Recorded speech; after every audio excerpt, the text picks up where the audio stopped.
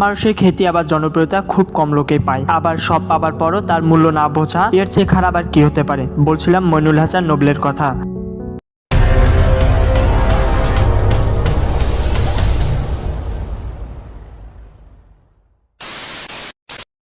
Moinul Hasan Nobel, তার জনপ্রিয়তার উৎস জি বাংলা সারেগামাপা, সেখান থেকে জেমসের গান গেয়ে কলকাতা ও বাংলাদেশে ব্যাপক জনপ্রিয়তা পান তিনি। তার গানের ধরনের জন্য জনপ্রিয়তার চুরঙ্গী ছিলেন তিনি। বর্তমানে তিনি গানের চেয়ে আলোচনা ও সমালোচনা তার ব্যক্তিগত জীবন নিয়ে। মইনুল হাসান নোবেল তিনি শুরু থেকে ছোটখাটো বিভিন্ন কর্মকাণ্ডে আলোচনা সমালোচনার শিরোনাম হয়েছিলেন। সম্প্রতি ঘটে যাওয়া একটি ঘটনা তা আবারও তাকে সমালোচনার চুরঙ্গে এর গায়ক। গত বৃহস্পতিবার কুড়িগ্রামে এক অনুষ্ঠানের মঞ্চে উঠে গান গেয়ে দর্শক লগ্ন আচরণ শুরু করেন তিনি। তার ফলে তার দিকে জুতা ও পানির বোতল ছুড়ে মারেন দর্শকরা। সেখানে দেখা যায় তিনি মাতলামি করে উদ্ভটভাবে গান পরিবেশন করছেন।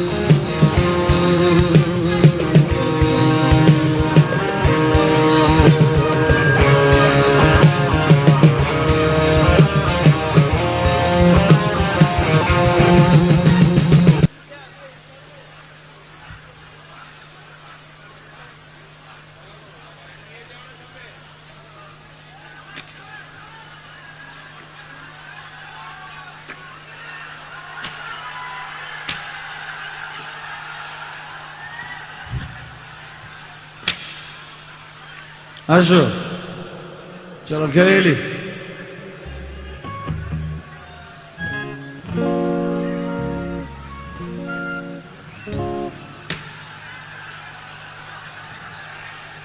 আসো খেলে। এই ছেলে মেয়েরা সবার ফ্ল্যাশ লাইট অন থাকবে, সবার ফ্ল্যাশ লাইট অন থাকবে।